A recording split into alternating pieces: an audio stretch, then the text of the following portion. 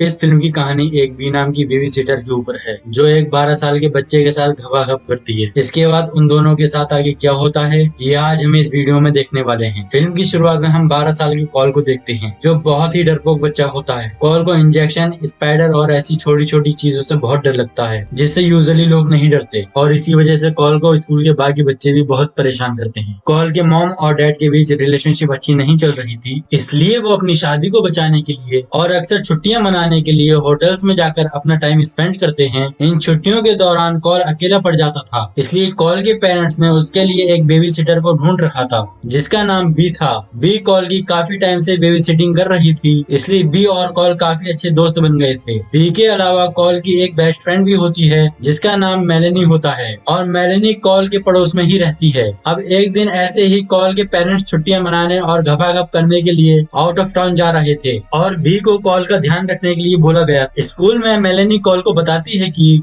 Baby sitter बच्चों के सो जाने के बाद अपने बॉयफ्रेंड को घर पर बुलाती हैं और उनके साथ घपाघप करती हैं। इस पर कॉल मेलेनी को बोलता है कि आज वो पूरी रात जागकर देखेगा कि उसके सोने के बाद घर पर कौन कौन आता है। घर आकर कॉल देखता है कि उसके पेरेंट्स जाने के लिए रेडी हो रहे हैं और थोड़ी देर बाद बी भी वहाँ पर आ जाती है। कॉल के पेरेंट्स के घर से जाने के बाद कॉल बी के साथ बहुत खेलता है और वो दोनों काफी इंजॉय करते हैं। अब ऐसे करते हुए रात हो जाती है और रात को भी कॉल को पीने के लिए दारू के शॉट्स देती है, पर कॉल उन शॉट्स को चुपके से फेंक देता है और बी के सामने ऐसा दिखाता है कि उसने वो पी ली है। इसके बाद कॉल अपने बेडरूम में आ जाता है और बी के सामने सोने का नाटक करता है। फिर बी वहाँ से चली जाती है और कॉल उठकर मेलेनी को वीडियो कॉल करता है। कॉल मेलेनी को बताता है कि आज वे देखने वाला है कि मेरे सोने के बाद घर में कौन आता है। थोड़ी देर बाद घर की घंटी बजती है और कॉल चुपके से बाहर देखने के लिए जाता है। बाहर आकर कॉल देखता है कि बी ने कुछ लोगों को घर पे बुलाया है और वहाँ पर ट्रूथ और डेयर गेम खेल रहे हैं। इन लोगों का नाम होता है मैक्स, जॉन, एलिसन, सोनिया, स्मुएल और सैम्यूल। फिर वो लोग गेम शुरू करते हैं और बी को वहाँ बैठे सभी लोगों को किस करने का डेयर दिया जाता है। फिर भी वहाँ बैठे सभी लोगों के पास एक एक करके आती है और उन सभी लोगों को किस करने लगती है। लास्ट में जब सैम्यूल के पास जाती है तो सैम्यूल ये सब देखकर थोड़ा घबरा जाता है, पर बी सैम्यूल को किस करती है और उसे कंफर्टेबल फील करवाती है। किस करने के दौरान बी अपने पॉकेट में से 2 चाकू निकालती है और उसे सैम्यूल के सिर में घुसा देती है और वहाँ बैठे सारे लोग सैम्यूल के सर से निकलने वाले खून को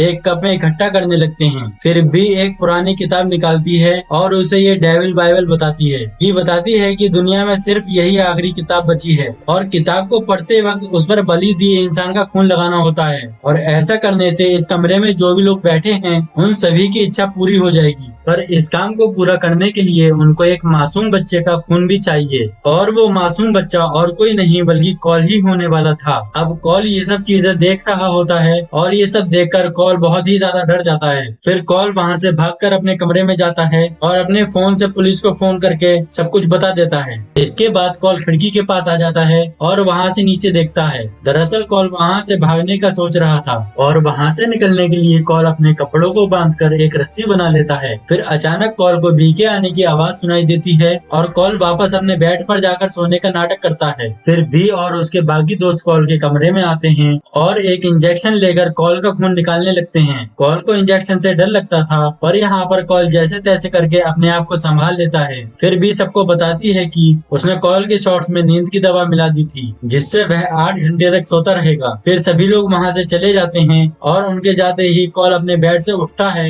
और वहाँ से भागने के लिए विंडो की तरफ जाता है, पर कॉल के वहाँ से भागने से पहले ही बी वहाँ पर आ जाती है और कॉल के खून निकलने की वजह से वह वहीं पर बेहोश हो जाता है। थोड़ी देर बाद कॉल को जब होश आता है तो वो देखता है कि वो एक कुर्सी से बंधा हुआ है और उसके सामने सभी लोग खड़े हुए हैं। कॉल सबको ऐसे देखता है कि उसे कुछ पता ही नहीं और वो बी से पूछने लगता है कि ये सब लोग कौन हैं और तुमने मेरा खून क्यों निकाला। अब बी को भी लगता है कि कॉल सच बोल रहा है और उसे सच में कुछ नहीं पता और बी कॉल को बोलती है कि हमने तुम्हारा खून साइंस प्रोजेक्ट के लिए निकाला था। इस पर कॉल बी को बोलता है कि अगर तुम्हें मेरा खून साइंस प्रोजेक्ट के लिए ही चाहिए था तो तुम मुझे ऐसे ही बोल देती, मैं तुम्हें अपना खून खुद निकाल कर दे देता। अब कॉल की बातों से बी को पूरा विश्वास हो जाता है कि कॉल को कुछ नहीं पता और वो एलिसन को कॉल को खोलने के लिए बोलती है। वो लोग कॉल को खोलने वाले होते हैं कि वहाँ पर अचानक पुलिस आ जाती है और पुलिस को देखते ही बी समझ जाती है कि कॉल ने ही पुलिस को बुलाया होगा। फिर पुलिस घर का दरवाजा तोड़कर अंदर आ जाती है और वहाँ पर मैक्स एक पुलिस वाले को मार डालता है।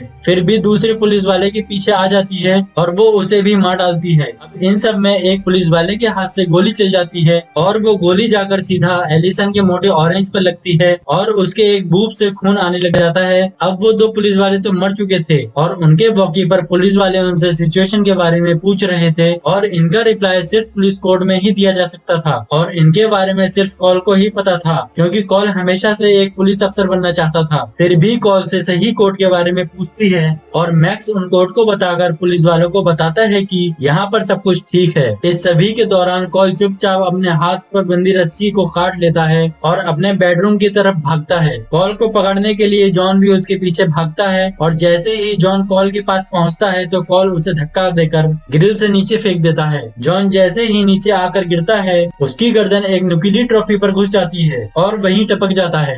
फिर कॉल अपने बेडरूम की खिड़की से घर से निकल जाता है और अपने घर के बेसमेंट में जाकर छुप जाता है। बेसमेंट में बहुत सारे स्पाइडर्स होते हैं और कॉल को मकड़ियों से बहुत डर लगता था, पर कॉल इस बार अपने डर पर काबू पा लेता है। थोड़ी देर बाद सोनिया कॉल को ढूंढते हुए उस बेसमेंट में आ जाती है और कॉल सोनिया से बचने के लिए उस पर एक रॉकेट चला देता है। सोनिया उस रॉकेट से बच जाती है और कॉल के पीछे उसे मारने के लिए जाती है। कॉल जल्दी से भागकर अपने बेसमेंट से बाहर निकलता है और उसके गेट को बंद करके सोनिया को वहीं बंद कर देता है। फिर कॉल एक बग स्प्रे लेकर उससे सोनिया को मारता है और उस स्प्रे और आग के रिएक्शन से उस बेसमेंट में धमाका होता है और सोनिया पूरी तरह जल जाती है। अब इस धमाके की आवाज सुनकर मैक्स कॉल के पीछे जाता है और उसे मारने की कोशिश करता है। कॉल भागकर एक ट्री हाउस पर चढ़ जाता है और मैक्स कॉल को मारने के लिए उस ट्री हाउस पर आ जाता है। फिर वो दोनों ट्री हाउस में लड़ाई कर रहे होते हैं और अचानक दोनों का पैर फिसलता है और मैक्स के गले में रस्सी बंध जाती है और उसे वहीं फांसी लग जाती है। कॉल उठकर वहाँ से भागने की कोशिश करता है पर तभी वहाँ पर भी आ जाती है और एक शॉटगन लेकर कॉल पर गोली चलाना शुरू कर देती है। कॉल भागकर अपनी पड़ोसी मेलेनी के घर चला जाता है और वो मेलेनी को पुलिस को फोन करने के लिए बोलता है। मेलेनी कॉल की बहादुरी देखकर उससे बहुत इम्प्रेस हो जाती है और उसे किस भी करती है। फिर कॉल मेलेनी को बचाने के लिए उसके घर से निकलकर अपने घर आ जाता है। अपने घर पर आकर कॉल देखता है कि उसका घर पूरी तरह साफ सुथरा हो चुका है और वहाँ पर एलिसन पड़ी हुई है। कॉल एलिसन को चेक करने के लिए उसके पास जाता है और तभी एलिसन होश में आ जाती है